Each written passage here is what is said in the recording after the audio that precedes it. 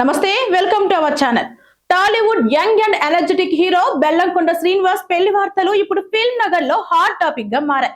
Destination weddings హడావిడిలో ఉన్న నేటి కాలంలో ఈ యువ హీరో మాత్రం ఆధ్యాత్మిక క్షేత్రం తిరుమలలో అత్యంత నిరాడంబరంగా వివాహం చేసుకోవాలని నిర్ణయించుకున్నారు. బెల్లంకొండ శ్రీనివాస్ తన మనసు గెలిచిన అమ్మాయి కావ్యను మనువాడబోతున్నారు. ఈ నెల మొదట్లో జరిగిన ఒక ఫ్యామిలీ ఫంక్షన్ లో ఆమెను పరిచయం చేసినప్పుడే అందరూ అది నిశ్చితార్థం అనుకున్నారు.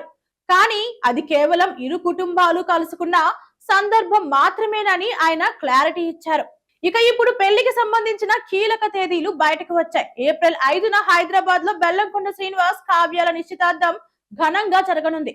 ఏప్రిల్ 29న కలియుగ దైవం వెంకటేశ్వర స్వామి సాక్షిగా తిరుమలలో వీరిద్దరూ వివాహం చాలా సింపుల్ గా కేవలం సన్నిహితుల సమక్షంలో జరగబోతోంది.